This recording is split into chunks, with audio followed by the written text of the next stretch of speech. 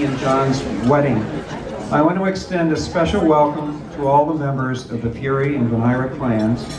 With so many of you present here, it speaks to what a warm and close family you are. I also want to thank my mentors who helped prepare me in the process of becoming father of the bride. Steve Martin was one of my mentors.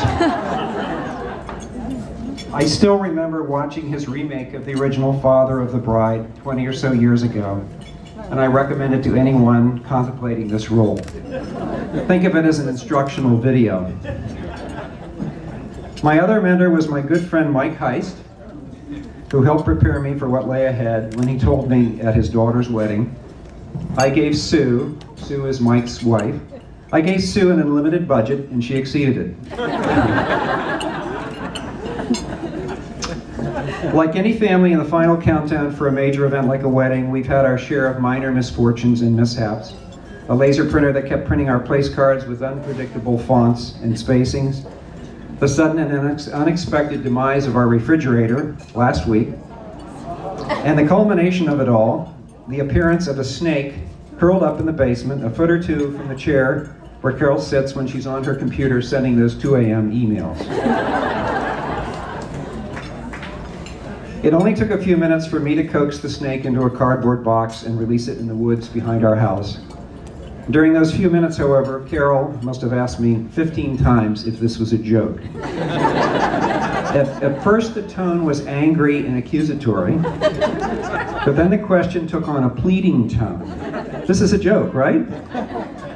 And then it changed into, do you think we have any more snakes in our house? I reassured her that there was no reason to worry. Everyone knows that snakes are solitary creatures.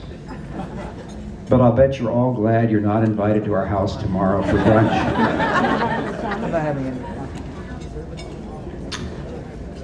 On a serious note, I also want to recognize and thank Carol and also Katie for putting this event together. As in so many things, the women do all the work, and of course the men swoop in at the end and take the speaking roles in the spotlight. But the overwhelming credit for this event belongs to Carol and Katie, and I like to think of myself as a busy and productive guy. But even if I had all the time in the world, I couldn't have done and pulled together all the things that they did. So, Carol, Katie.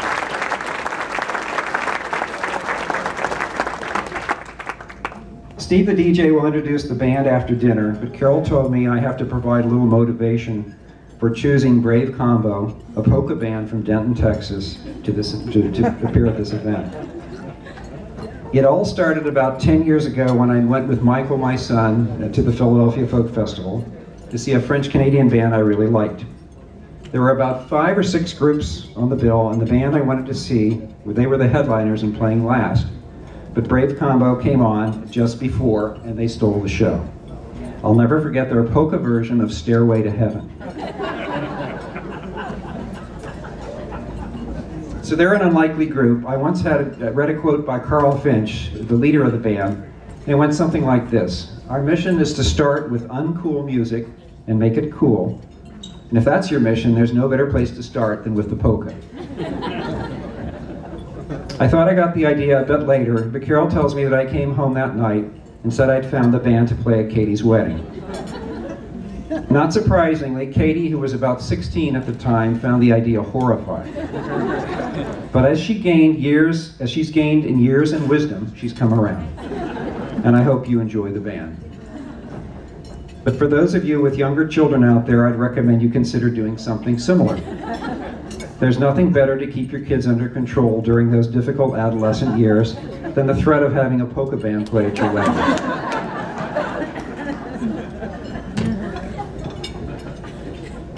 In the same vein, I chose our father-daughter dance because it takes an old cliched song that everyone knows and gives it a new twist. I explained the following reasons for choosing this song to Katie, and good sport that she is, she went along with it. First of all, it's a children's song, and so it reminds me of when Katie was a child. My Bonnie in Irish or Scottish means my beautiful or my beloved, and every father's daughter is that to him. Not to be negative, but it's also a song about separation, And from a parent's point of view, the marriage of a child, while joyous, is also a separation, a time when a child separates from his or her family to form a new family.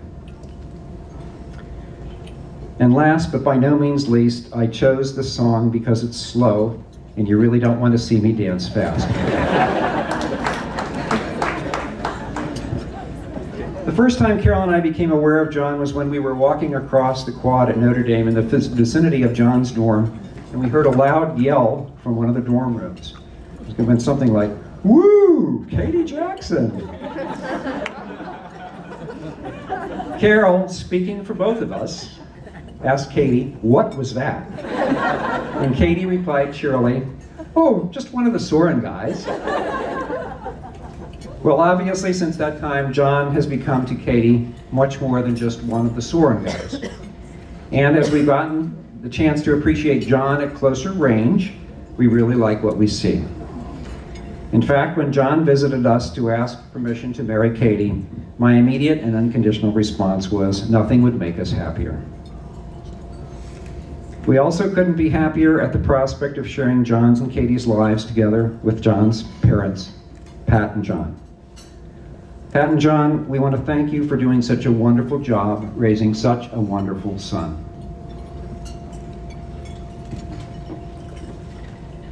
There's an old saying that you're only as happy as your least happy child. And if you want your kids to be happy, nothing matters more in their lives than who they marry. Where they go to school, how much money they make, their professional accomplishments, all that pales next to whom they choose to marry. If you want to get one thing right, it's that. So after the celebration and excitement of this night is over, Pat and John and Carol and I will go to bed tonight confident that Katie and John have gotten this one right.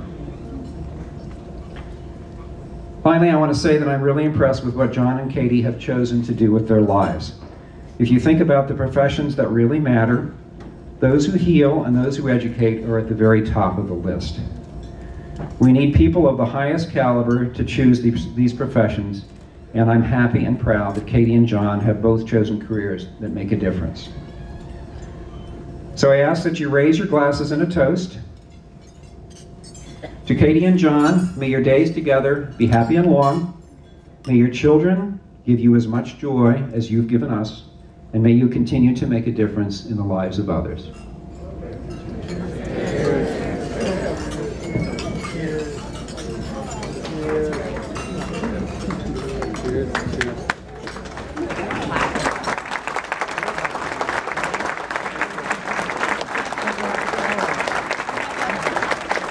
I'd now like to introduce my sister Liz Jackson, who also played organ at Mass, and she will ask the blessing.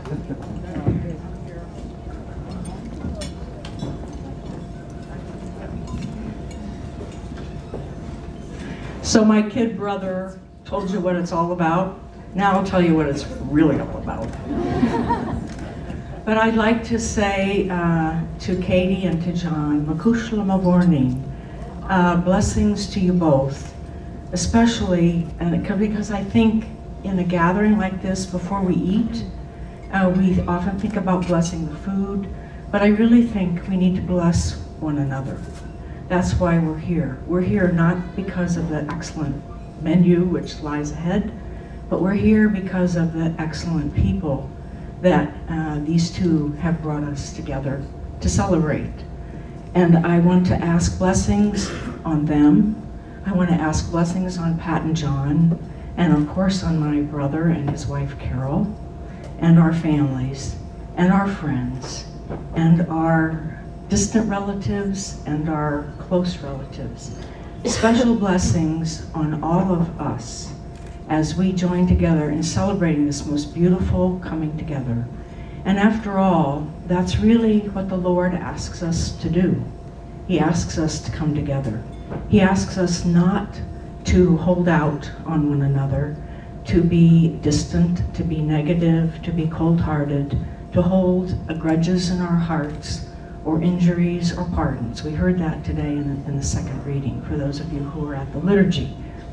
And so I think this is the time to celebrate those things that we love about one another, and that bring us again into really the body.